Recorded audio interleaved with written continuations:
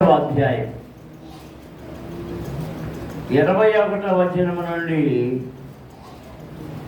28వ వచనం వరకు చదివేద్దాం. యేసు అక్కడ నుండి బయలుదేరి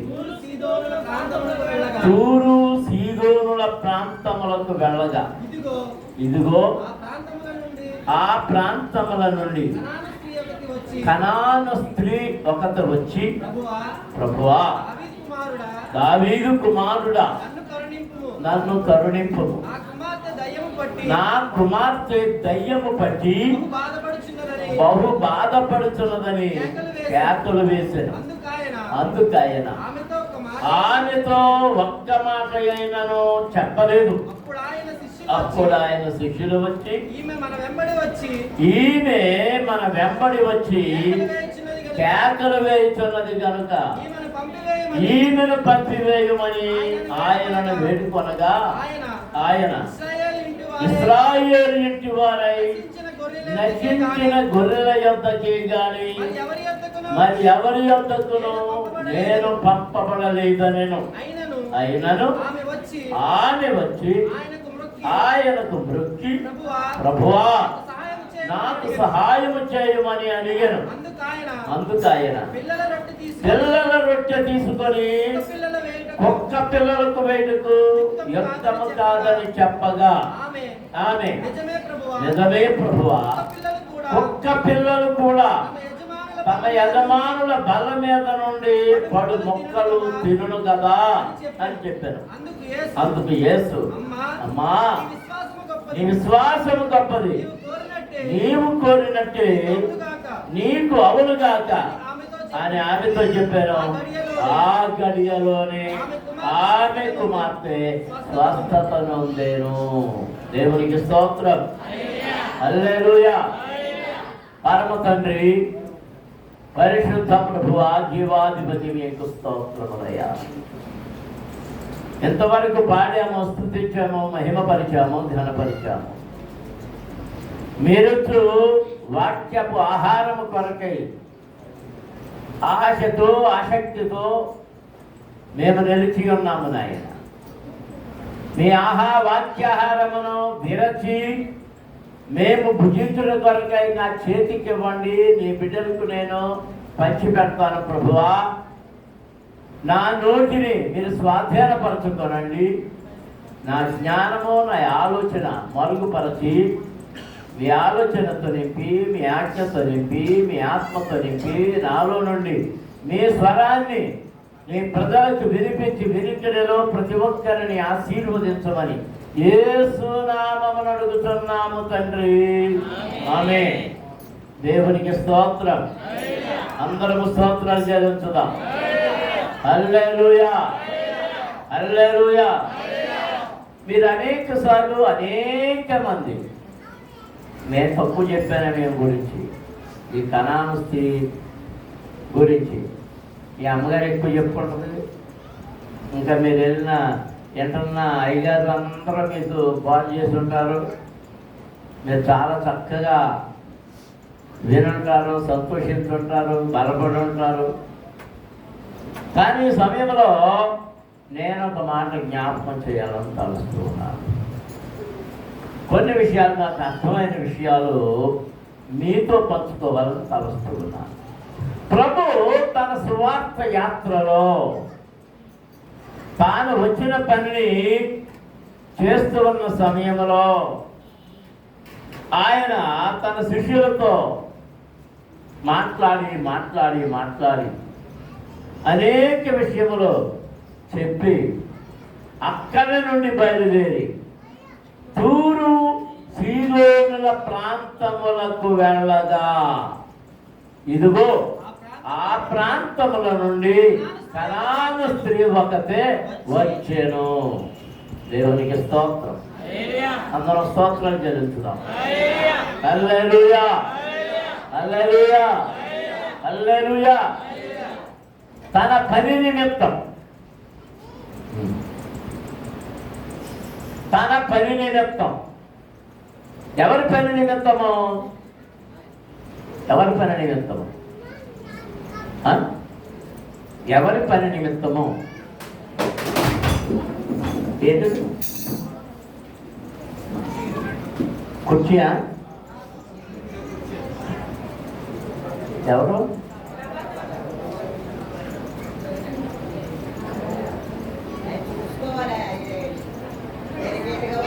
ఒరే బలమైన కుర్చీలు ఏంటి అని చెప్తుంటే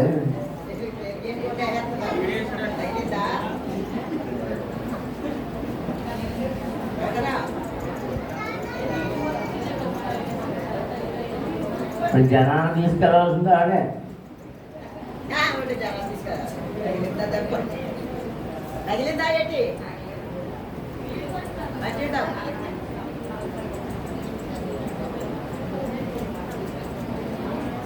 ఏమాలదే వేసు రక్తం చేయి, వేసు రక్తం చేయి. అందరూ స్తోత్రాలు చెల్లించండి. హల్లెలూయా.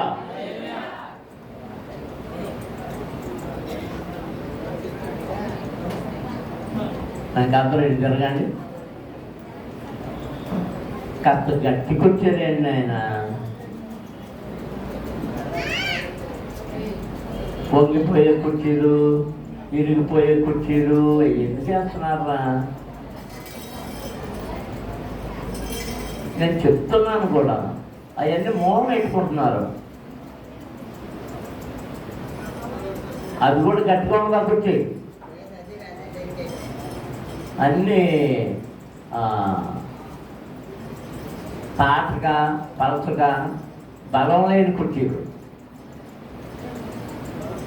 ఆ తెల్ల కుర్చీలు ఏమైనాయి? మన ఎవరో సతీష్ కొన్న కుర్చీలు అవి బలంగా ఉంటాయి. అవి ఏం చేశారో అర్థం కాదు నాకు. అవి కనపడతాడు.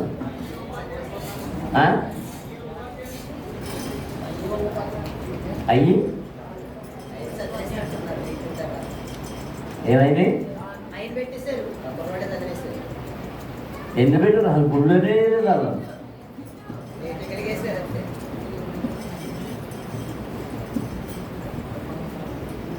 దేవునికి స్తోత్రం.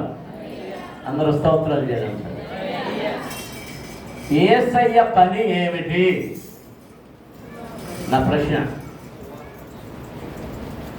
యేసుక్రీస్తు లోకానికి ఎందుకు పంపబడ్డాడు? చెప్పండి. నశించిన దానిని వెదకి రక్షించుట కొరకు క్రీస్తు యేసు ఈ లోకానికి వచ్చాడు. అందరూ స్తోత్రాలు చెల్లించండి. హల్లెలూయా, హల్లెలూయా. ఆయన తన తల్లి పలకరించినప్పుడు కూడా ఏమంటున్నాడంటే, అమ్మా మీరు నన్ను ఎందుకు వెతుకుతున్నారు? నేను ఎవరి పని మీద ఉన్నానో తెలుసా? ఎవరి పని మీద ఉన్నాను? నా తండ్రి పని మీద ఉన్నా. ఎవరి పని మీద? ఆయన ఈ లోకానికి తండ్రి పని మీద వచ్చాడు. పరలోకమందున్న తండ్రి యోహాను సువార్తలో ఏమన్నాడు? దేవుడి లోకమును ఎంతో ప్రేమించెను కాగా తన అద్వితీయమైన కుమారుడైన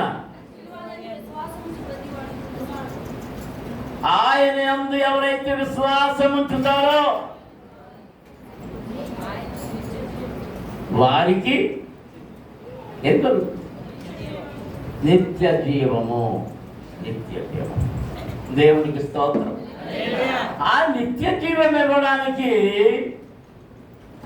దానిని కోరుకునే వారి కొరకు ఆయన తిరుగుతున్నాడు.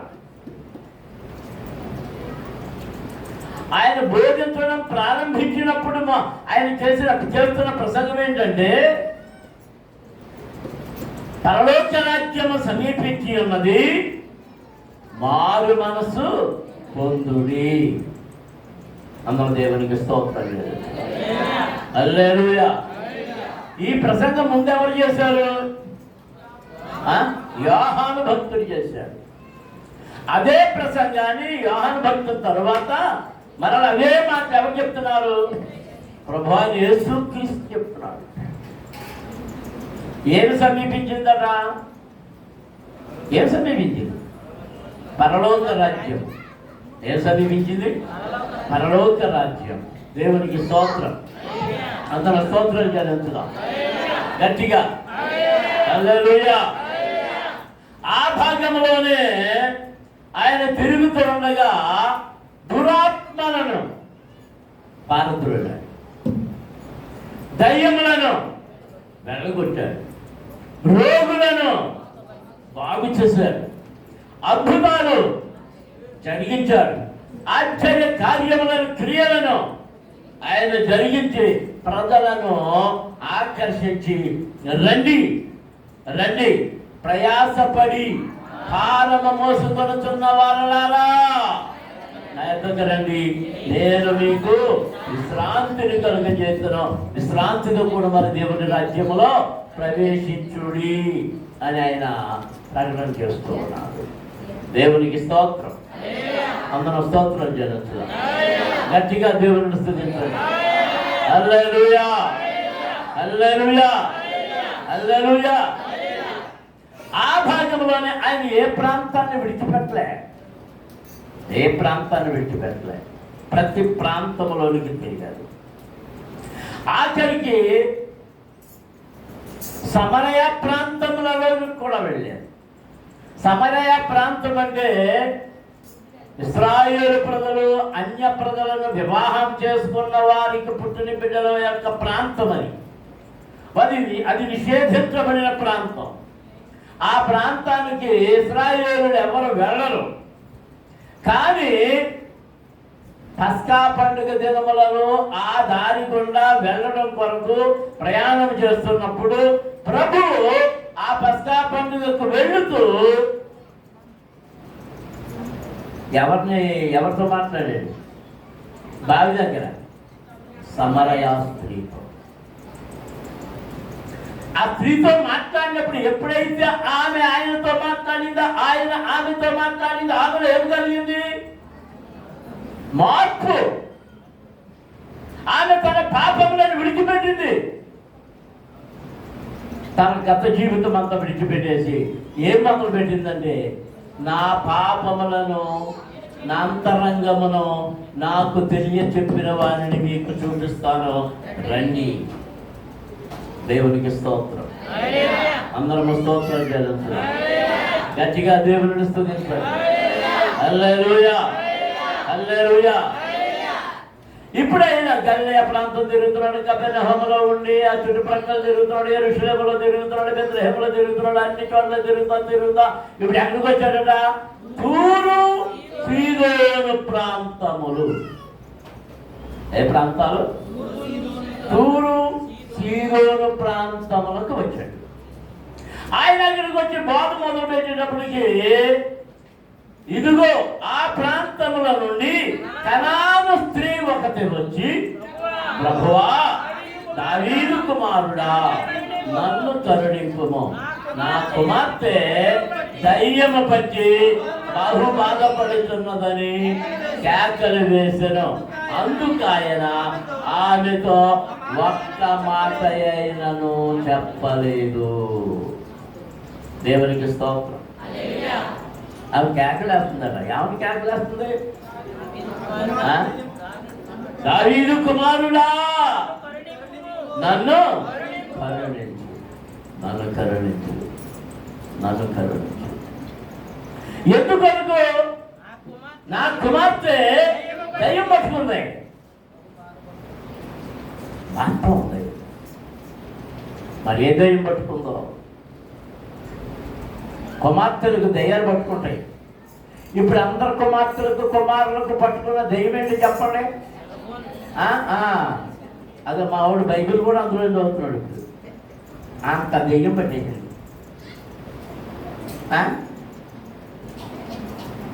అరే అలా కాదు, నీకు పట్టుకుందా దెయ్యం? పట్టుకుందా? పట్టుకుందా? నా చిన్ని మనవడికి పట్టుకుందా దెయ్యం. ఆయన మొత్తం దగ్గర 3 ఫోన్లు లాగేసి దగ్గర పెట్టుకుంటాడు. మళ్ళీ ఆ ఫోన్ వాళ్ళ అమ్మ ఫోన్ పట్టుకొచ్చి ఆయన పెట్టుకుంటాడు. ఎటొచ్చి వాళ్ళ నానమ్మ ఫోనే లాక్కోడు, ఎందుకంటే వాళ్ళు ఇద్దరికి పడదు.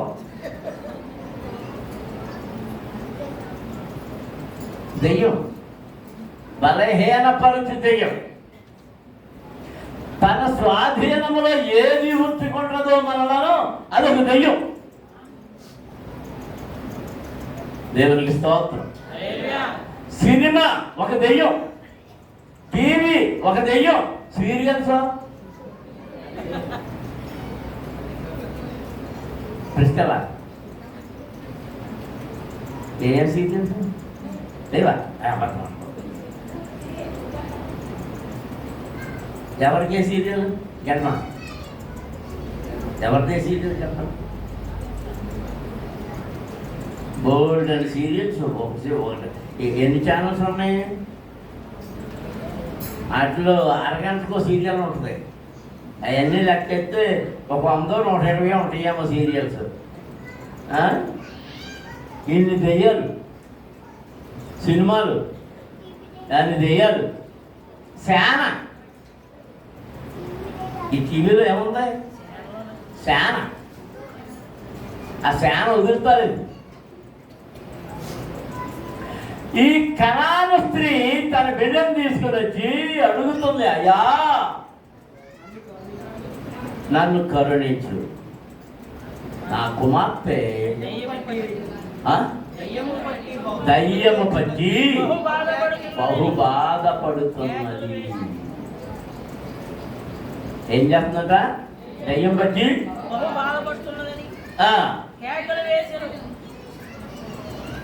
నా కూతురు దయ్యం పట్టిందయ్యా, అయ్యా దయ్యం పట్టిందయ్యా, నా కూతురు బాగు చేయ్యా, నా కూతురు బాగు చేయ్యా, నా కూతురు బాగు చేయ్యా అని కేకలు వేయటం మొదలు పెట్టింది. నువ్వు ఎప్పుడైనా దేవుడి సన్నిధిలో కేకలు ప్రార్థన చేసావా? మూతి తిప్పుతా ఉంటే ఏం చేస్తున్నావు? పాపం చేస్తాం అంటారంటే ఏం చేస్తాం? ఏం చేస్తాం అసలు అది అర్థం కాదు. చూస్తుంటాం కొంతమందిని, ఏది అన్నాన్ని చూసినట్టు చూస్తుంటాం. ఏం చేస్తున్నా అర్థం కాదు. నార్మల్ ఏం చేస్తాం? మరి మనవాడికి లాలి పాట పాడుతుందో ఏం చేస్తుందో అర్థం కాదు. మా గౌతమి అయితే నోరే చెప్పడం ఏం లేదు. ఎలా ఉన్నామని ఏమంటారు? ఎలా ఉన్నామని కూడా ఏమంటారు? ఏదో దెయ్యం పట్టుకున్నట్టు అలా కూర్చున్నట్టే అంటారు. అంటే దెయ్యం పట్టుకున్నాడు కూర్చుంటే మౌనంగా అన్న కూర్చుంటారు, లేకపోతే అలరాలన్నా చేస్తుంటారు, అన్ని పీకేస్తుంటారు, అన్ని గంతులు వేస్తుంటారు. ఆ దయ్యం పట్టినాడు అక్కడ ఏం చేస్తున్నాడు? సమాధుల్లో ఆడికి ఏం వేసిస్తారంట? సంఖ్యలు వేసినా కానీ ఆడేం చేస్తున్నాడు? తుత్తునీయలు చేసేస్తున్నాడు. తుత్తునీయలు. ఇప్పుడు ఈ కనాను స్త్రీ అంటుంది, అయ్యా దావీదు కుమారుడా నన్ను కరుణించు, నా కుమార్తెకు దయ్యం పట్టింది, బాగు చేయి, బాగు చేయి, బాగు చేయి అని ఆయన వెనక పరిగెత్తుంటే ఆయన ఏం చేయలేక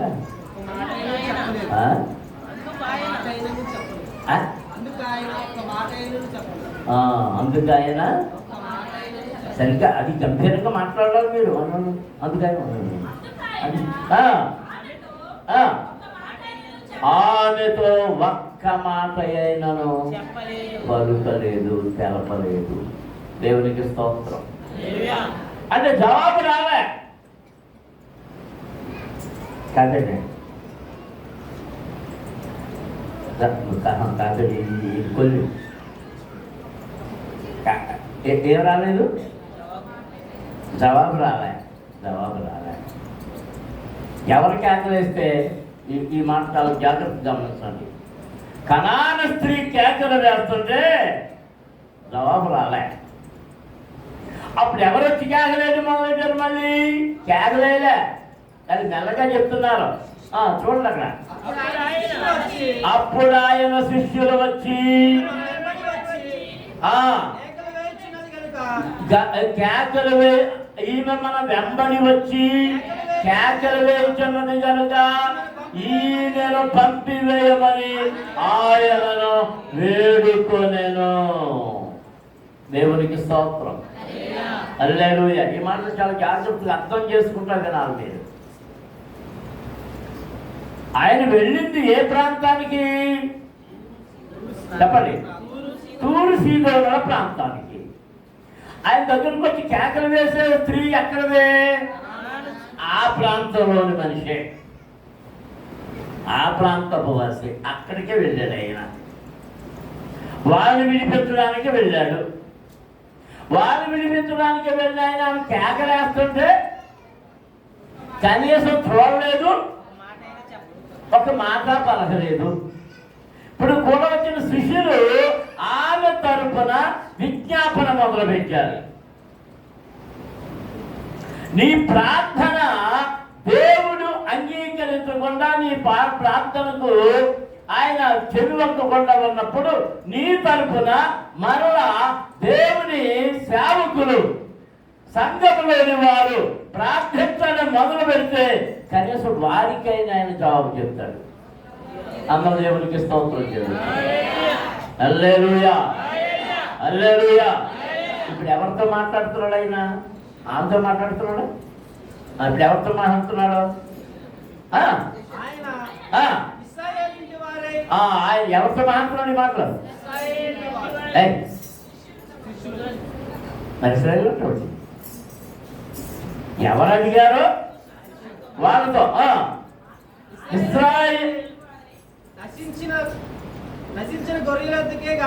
ఇశ్రాయేలు ఇంటి వారై నశించిన గొర్రెల యొద్దకే గాని మరి ఎవరి యొద్దకునో నేను పంపబడలేదు. దేవునికి స్తోత్రం. ఎప్పుడు ప్రశ్న?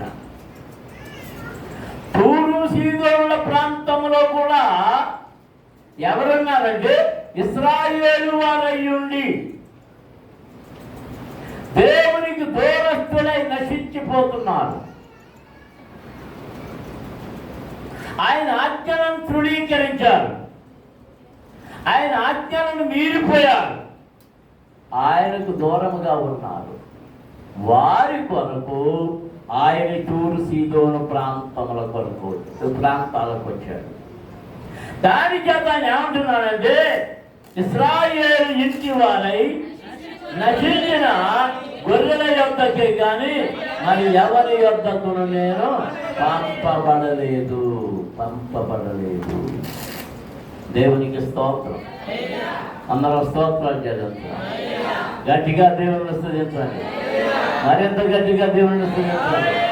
హల్లెలూయా, హల్లెలూయా. ఈ మధ్యాహ్నం మనం ప్రశ్నిస్తోవాలి, మన దగ్గరకు ఆయన పంపబడ్డాడా లేదా? నా కొరకు పంపబడ్డాడా లేదా? నా కొరకు ఆయన వచ్చాడా లేదా? నేనున్న స్థలానికి ఆయన వచ్చాడా లేదా? నేనున్న స్థలానికి వచ్చినా కానీ నేను ఇశ్రాయేలు ఇంటి వాడనా లేక కనాను వాడనా? కనాను వాడంటే స్థానికుడు, ఆ ప్రాంతం వాడు. మేము ఈ ఊరు వచ్చి 70 ఏళ్ళు అవుతుంది. అయినా కానీ మమ్మల్ని ఏమంటున్నారు తెలుసా? కోరుకోడు అన్నారు.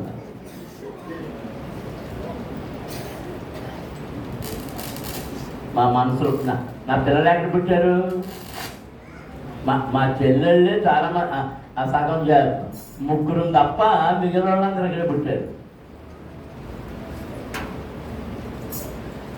మా పిల్లలు ఎక్కడ పుట్టారు? మా చెల్లెళ్ళ పిల్లలు కూడా ఇక్కడే పుట్టారు. ఎందుకంటే మరి అమ్మగారింటికి వచ్చి పురుడు కదా. నా పిల్లలు ఇక్కడే పుట్టారు, నా మనవరం ఇక్కడే పుట్టారు. అంటే అప్పుడు 8 తరాలు అయిపోయినాయి, 4 తరాలు అయిపోయినాయి. కానీ ఇంకా పొరుగుడు పొరుగుడు ఆ పొరుగుడు మాట మాట్లాడినారా? మా సంజయ్ ముందంట సరే పొరుగుడు అబద్ధం అంటాం. ఈవిడేదో ఈ ఊరు అయినట్టు. ఆవిడ ఏ ఊరు? గోపాలపురం. ఇది ఆ నానప్పమని మధ్య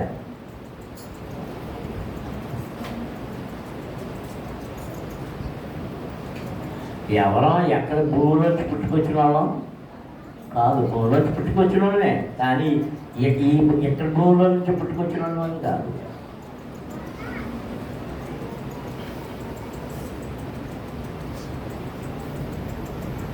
ప్రభు ఎందుకు ఆమెను విసర్జించాడు? అక్కడ చెప్తున్నాడు, నేను ఎవరి కోసం వచ్చాను? ఇశ్రాయేలు ఇంటి వారిలో నశించిపోయిన వారి కోసం వచ్చాను. మీరు ఎందుకురా నన్ను ఇబ్బంది పెడుతున్నారని వాళ్ళతో మాట్లాడుతుంటే, అయినను ఆమె వచ్చి ఆయనకు మృక్కి, ప్రభువా నాకు సహాయము చేయము, ప్రభువా నాకు సహాయము చేయము, ప్రభువా నాకు సహాయం. దేవునికి స్తోత్రం. అందరూ స్తోత్రాలు చదువుతారు, గట్టిగా దేవుని స్తుతించాలి. హల్లెలూయా, హల్లెలూయా. మళ్ళీ ఈమెతో అంటున్నాడు, ఏమంటున్నాడు?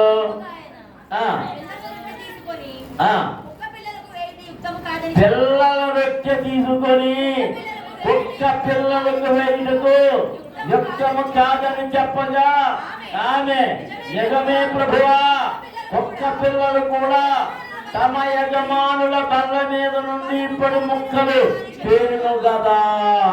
దేవునికి స్తోత్రం. చేతులెత్తి దేవునికి స్తోత్రాలు చేయాలి. హల్లెలూయా, హల్లెలూయా, హల్లెలూయా. దేవుని పిల్లలారా, ఇశ్రాయేలు దేశము ఎవరి కొరకు ప్రత్యేకపరచబడింది అంటే, ఇశ్రాయేలు నా జ్యేష్ఠపుత్రుడు అని దేవుడు ప్రకటన చేశాడు. ఆ జ్యేష్ఠపుత్రుడి కొరకు ఈ ప్రాంతమును వారికి నిర్ణయించినట్టుగా అబ్రహాము కాలములోనే అబ్రహాముకు ఆయన వాగ్దానం చేశాడు. ఇదిగో అబ్రహామా, ఇదిగో నీ సంతతి ఎక్కడ, నీ సంతతి కొరకు నేను దీనిని నిర్ణయించానని. కానీ జరుగుతున్న పరిస్థితులను బట్టి అబ్రహాము యొక్క కొన్ని అవగాహన లోపం వల్ల ఆ ప్రాంతమును విడిచిపెట్టి మరొక చోటుకు వెళ్ళడం వల్ల మరలా తిరిగి వచ్చిన తర్వాత దేవుడు అంటున్నాడు, నీ స్వాస్థ్యము, నీ ప్రజలు, నీ సంతానము ఎక్కడ నుండి వెళ్ళి 400 సంవత్సరాలు ఐగుప్తులో దాసత్వంలో ఉండిపోతారు. ముందే దేవుడు చెప్పాడు. ఆ తరువాత మరలా నీ సంతానాన్ని తీసుకొచ్చి ఈ భూమిని వారికి ఇస్తాను. దేవునికి స్తోత్రం. హల్లెలూయా. దాని గురించి ప్రభు ఎందుకు దీనిని ప్రత్యేకంగా వారికే ఇచ్చాడు అని ఆలోచన చేస్తుంటే నాకు కనబడింది ఏంటంటే, ఏదైనా తోట ఆ ప్రాంతంలోనే ఉంది. ఏదైనా తోటలో 4 నదులు ఉన్నాయి. యూఫ్రటీస్ నది, నిద్ర సిద్ధికలు ఉన్నాయి, 4 పేర్లు, ఇంటికెళ్ళి చదువుకోండి. ఆ 4 నదులు ప్రవహిస్తున్న దేశము, ఆ ప్రాంతము, ఆ తోట, ఆ వనము, ఆ భూభాగం అంతా దేవుడు సంచరించిన స్థలము. అక్కడే ఆదామును నిర్మించాడు. ఆదాము అక్కడనే దారి తప్పిపోయాడు. ఆ స్థలంలో ఆదాముని బయటకు త్రోసివేశాడు. జలప్రళయం తర్వాత ఆ ప్రాంతం ఇంకా కనుమరుగైపోయింది.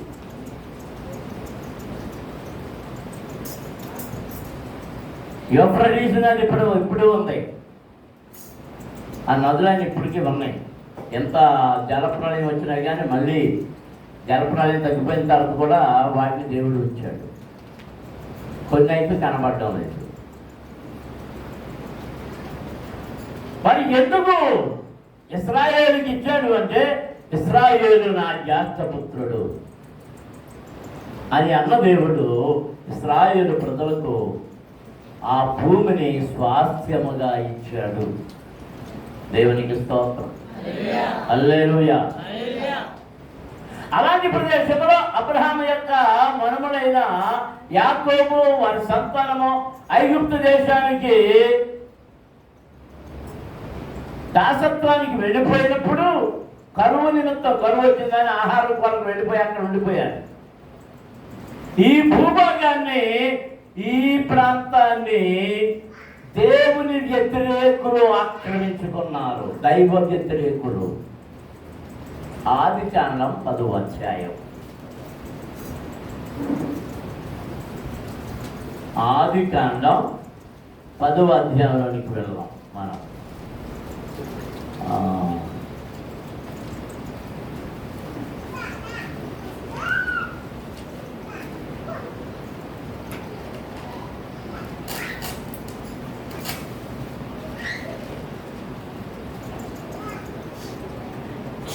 పదవ అధ్యాయం 15వ వచనం చదువుదాం. కనాను తన ప్రథమ కుమారులను సీదోనును, హేతును, యెబూసీయులను, అమోరీయులను, గిర్గాషీయులను, హివ్వీయులను, ఆర్కీయులను, సినీయులను, అర్వాదీయులను, శమారీయులను, హెమాతీయులను కనెను. తరువాత కనానీయుల వంశములు వ్యాపించెను. కనానీయుల సరిహద్దు అంటే అర్థమవుతుంది మీకు? కనాను సరిహద్దు సీదోను నుండి గెరారు వరకు వెళ్ళు మార్గములో గాజా వరకును, సొదొమ గొమొర్రా, అద్మా, సెబోయిములకు వెళ్ళు మార్గములో రాషా వరకును ఉన్నది. తమ తమ వంశముల ప్రకారము, తమ తమ భాషల ప్రకారము, తమ తమ దేశములను బట్టి, జాతులను బట్టి హాము కుమారులు. దేవునికి స్తోత్రం. హల్లెలూయా.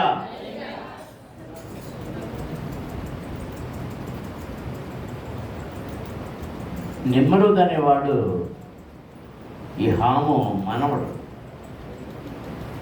మనం 6వ వచనం నుండి చదువుతుంటే హాము కుమారుడు కూషు, మిస్రాయిము, పూతు, కనాను అనువారు. కూషు కుమారులు సెబా, హవీలా, సప్త, రాయమ, సప్తక అనువారు. రాయమ కుమారులు షాబా, దదాను అనువారు. కూషు నిమ్రోదును కనెను.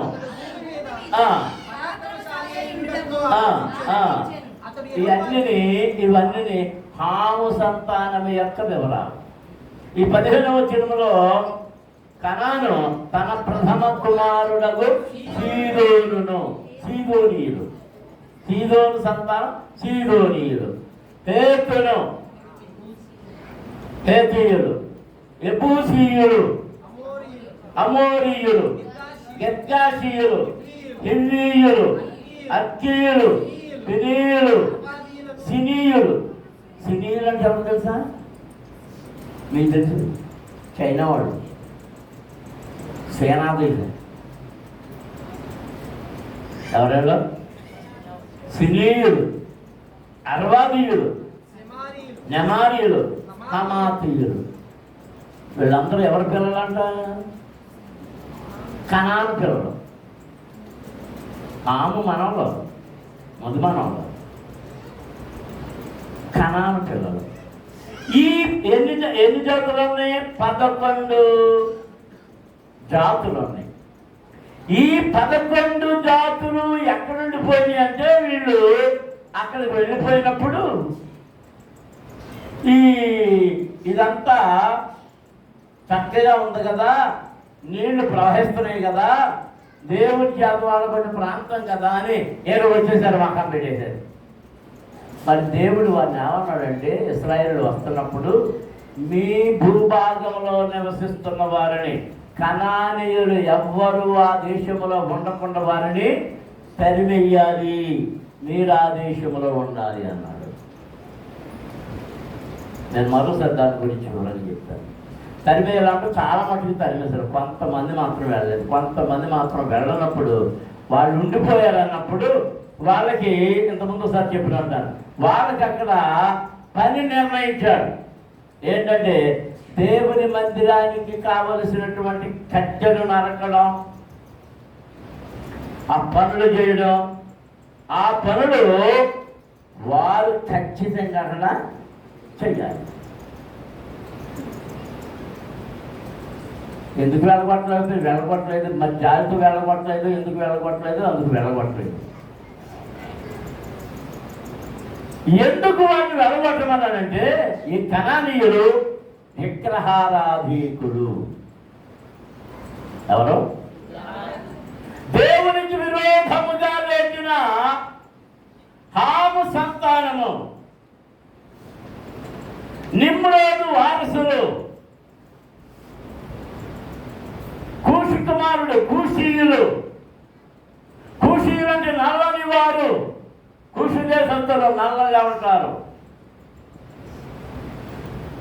ఇంచుమించు మనమందరం కూడా కూషీయులమే, హాము సంతానమే. అందుకే మనం ఏ జాడ్యం అదవుదంటే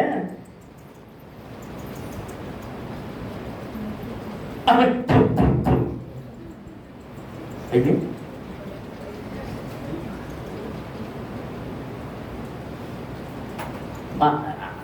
అదేది తలలో చేసి అక్కడ పడుకున్నాడా?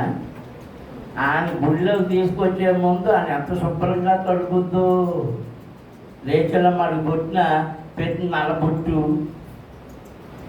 అవన్నీ తీసి కట్టిన తాళ్ళు, కాళ్ళకు కట్టినవి, చేతులకు కట్టినవి,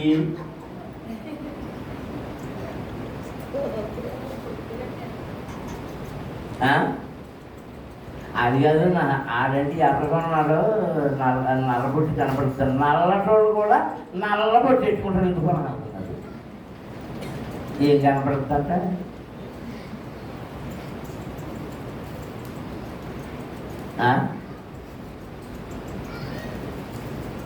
కనానీయులు విగ్రహారాధీకులు. దేవునికి ఎవరంటే ఇష్టం ఉండదు. ఎందుచేత తనకు చెందవలసిన మహిమను వారి చేతులతో చేసిన బొమ్మలకు వారు ఆ మహిమను చెల్లిస్తున్నారు కనుక వారంటే ఆయనకి ఇష్టం లేదు. కనాను స్త్రీకి ఆయన సమాధానం చెప్పకపోవడానికి కారణం ఆమె ఎవరు? విగ్రహారాధీకురాలు. ఎవరు? విగ్రహారాధీకురాలు. అందుకే ఆమెకి ఏ మాట చెప్పలేదు. ఇప్పుడు రెండో విజ్ఞాపన ఎక్కడి నుంచి వచ్చింది? ఆమె మొరబెట్టింది, ఏడ్చింది, కన్నీళ్ళు పెట్టింది. ఇప్పుడు రెండవ మర్ర ఎక్కడి నుంచి వచ్చింది? శిష్యుల దగ్గర నుంచి వచ్చింది. వాళ్ళకి చెప్పిన మాట కూడా ఏందే, ఈమె పరితాపం పట్టలేక ఏం చేసిందంట? ఏం చేసింది అక్కడ? ఏం చేసింది చదవాలమ్మా.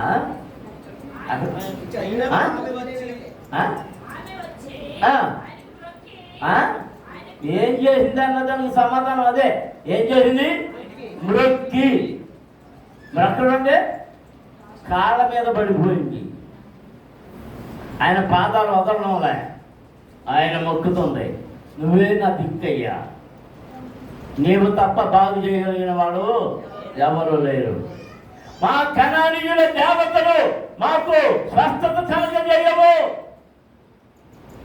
మేము పూజించే మా దేవుళ్ళు నా బిడ్డను బాగు చేయడం లేదు. అన్ని తిరిగాను. అధికారులకు వెళ్ళాను, అందరు దేవతల దగ్గరికి వెళ్ళాను, దేవుళ్ళ దగ్గరికి వెళ్ళాను, తర్పించవలసినవన్నీ అర్పించాను, కానీ నా కుమార్తె బాగుపడలేదు. ఆశ్చర్యకరుడా, అద్భుతకరుడా, రోగులను బాగు చేసేవాడా, నీవే నాకు దిక్కు. నా కుమార్తెను బాగు చేయి. ప్రభు మళ్ళా అంటున్నాడు, ఈ రొట్టె ఎవరికంటే? ఎవరిది? ఏ పిల్లల్ని?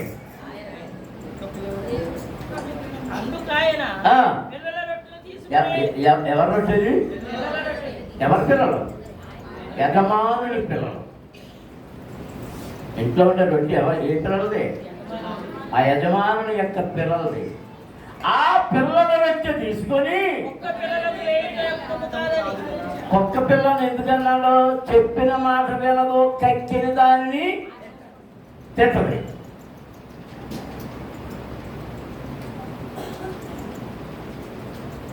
విగ్రహాల వైపు తిరుగుతారు కనుక, వాటినే ప్రేమిస్తారు కనుక, వాటి ఆజ్ఞలే లక్ష్మమ్మ వాటి ఆజ్ఞలే పాటిస్తారు కనుక సంవత్సరం కాలం.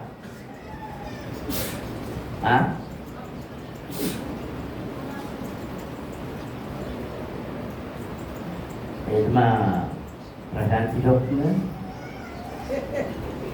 పెట్టేసినట్టు ఉంది. నేను చెప్పేదా? చెప్పేదా? మారు మనసు పొందిన వాళ్ళు ఎవరు సంవత్సరే కాలం మొదటి దాన్ని చేసేదాన్ని సంవత్సరేకం అంటారు, రెండో దాన్ని ఏదో అంటారు, మూడో సంవత్సరం తద్దినం అంటారు. అది ఆ తర్వాత ఏమున్నాయి? ఆ తర్వాత నుంచి మరి ఆధ్యాత్మో ఏదో అంటారు. అది పేర్లు ఉన్నాయి.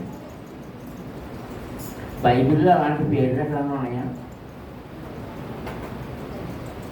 అబ్రహాం గారు, శారమ్మ గారు చచ్చిపోయిన 8 సంవత్సరాలు ఆవిడ జ్ఞాపకం చేసుకుంటే కూరలు ఎట్టాడు, భోజనాలు ఎట్టాడు. ఆయన ఏం చేశాడంటే, అంత ప్రేమ చచ్చిపోతే అబ్రహాం గారు చేసినట్టు చేయండి. ఆమె శరీరానికి ఇవన్నీ పూసేసి కొన్ని రోజులు అక్కడే ఉంచుకున్నాడు.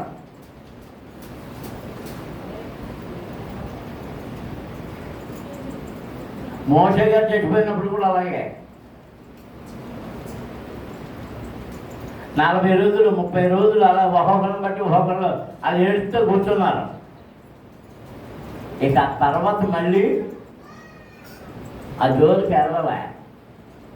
జాగ్రత్త విశ్వాసులారా, ఇవన్నీ చేస్తున్నారంటే మీరు ఇంకా కనానీయులే.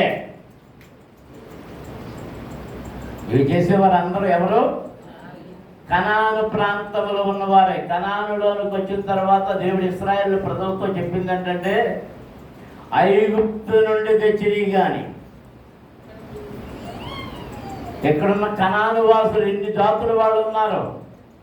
కనాను పుట్టిన కొడుకులు అందరూ 11 సంతానం అయా జాతులు అయిపోయారు. వాడి ఆచారాలు కానీ, ఇంకా వేరే ఆచారాలు కానీ, ఆ పక్కోళ్ళ ఆచారాలు కానీ, ఈ పక్కోళ్ళ ఆచారాలు కానీ ఏవి మీరు పాటించడానికి వీలు లేదు. అందుకే యెహోషువ అంటున్నాడు, ఇదిగో మీ ఇష్టం, మీ ఇష్టం.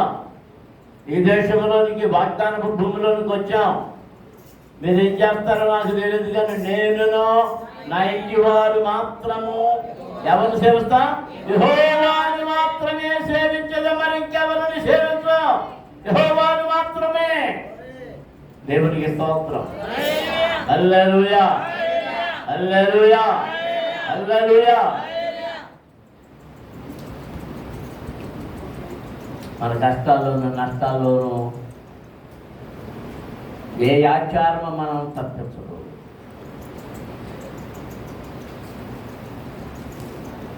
అదేదో శాంతి చేస్తే ఇది జరుగుతుంది అంటారు. ఆ శాంతి చేస్తే ఆ దేవత తృప్తి పడితే నీకు కనబడటం మానేస్తుందేమో.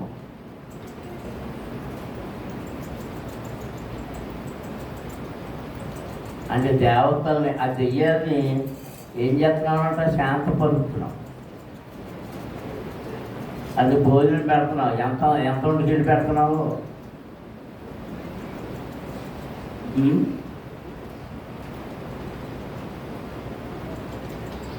వీటన్నిటిని చేయడం ద్వారా దేవునికి మన మీద కోపం రాకుండా చూసుకోవాలి.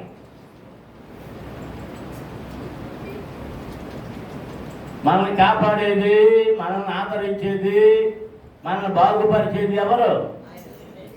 దేవుడు మాత్రమే. ఇది ఏమంటుంది, అయ్యా మా వాళ్ళందరూ చుట్టూ తిరిగాను, అన్నీ అయిపోయినాయి, మా జాతుల్లో ఉన్న దేవతలందరూ అయిపోయింది, నీ గురించి నేను విన్నాను, అందుకని నువ్వు ఇక్కడికి రాగానే నీ గురించి నేను విన్న మాటలను బట్టి నా కుమార్తెను గురించి నిన్ను అడుగుతున్నానయ్యా, నిన్ను బతిమాలుకుంటున్నానయ్యా. ఇదిగో ఆ కుక్క పిల్లలు కూడా ఆ యజమానుడి యొక్క పిల్లల దగ్గర నుండి వాళ్ళు తింటున్నప్పుడు జారి పడిన తొనకలు తినడానికి ఆ పండు ఆ మొక్క ఎట్టుంటుందయ్యా, ఆ మొక్క అలా ఓ మొక్క శ్రీకాలు, ఒక్క మొక్క, ఇది ఒక్క మొక్క, ఆ స్వస్థత అనే మొక్క నా బిడ్డకు స్వస్థతి, నా బిడ్డకు స్వస్థతి. దేవునికి స్తోత్రం, అందరూ స్తోత్రాలు చెల్లించుదాం. హల్లెలూయా. నిజమే ప్రభువా, ఒక్క పిల్లలు కూడా తమ యజమానుల బల మీద నుండి పడి మొక్కలు తినను కదా, నీవు నా యజమానుడివి. తండ్రి, యజమానుడా, నీ పిల్లలకి వేసే మొక్కల్లో నుంచి జారిపడే మొక్కలు తినడానికి కుక్కనైనా నేను అక్కడ కాచుకుని ఉన్నానయ్యా. అవి నువ్వు తినవు కదా, ఆ మొక్కనైనా తిని, ఆ మొక్కనైనా తిని. ప్రభు అంటున్నాడు, కుమారి అది అక్కడ చదువు, అమ్మా నీ విశ్వాసము గొప్పది, నీవు కోరినది నీకు అగునుగాక. ఆ క్షణములోనే, ఆ సమయంలోనే ఆమె కుమార్తె బాగుపడిపోయింది. దేవునికి స్తోత్రం. దేవుని పిల్లలారా, మనము దేవుని పిల్లలమని చెప్పుకుంటూ దేవుని ప్రక్కకు పెట్టి నానా విధాలుగా నానా పాటలు పడుతున్నాం.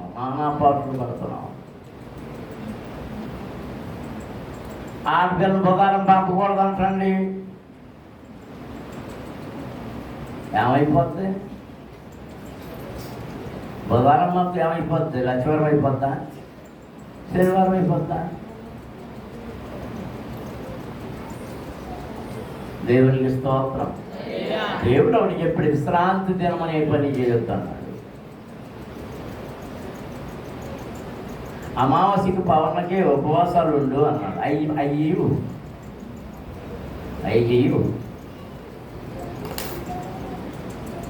విశ్రాంతి దినం ఆదివారం నాడు ఏ పండుగ వస్తుందా, ఎవరు పెళ్లి పిలుస్తాడా, ఎవరు సంస్థ పిలుస్తాడా, ఎవరు దానికి పిలుస్తాడా, ఎవరు దీనికి పిలుస్తాడా, వెళ్ళి అక్కడ మొక్క ముడుసులు లాగేసి పిగేసి వచ్చేద్దామని ఆ మొక్క ముడుసుల గురించి ఉంటుండ డబ్బులు.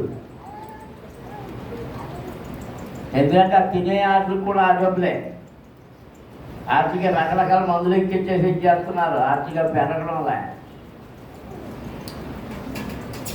దేవుడు మర్చిపోతున్నా, నీ కొత్త దేవుడిని తృప్తిపరుస్తున్నా. నీ కొత్త దేవుడు ఎవడో? నీ కడుపే నీ దేవుడు.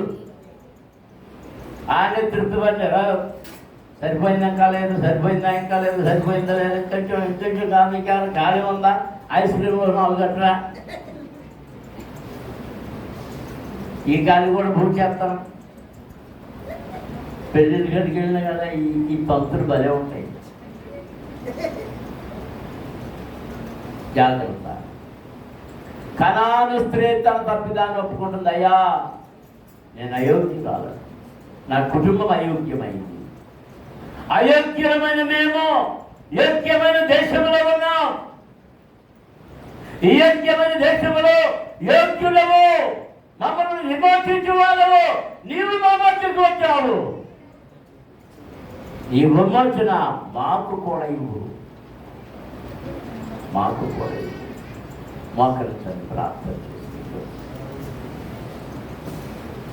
విమోచన ఆయనది, స్వస్థత ఆయనది, కృప ఆయనది, రక్షణ ఆయనది. స్తోత్రం. హల్లెలూయా, హల్లెలూయా, హల్లెలూయా, హల్లెలూయా.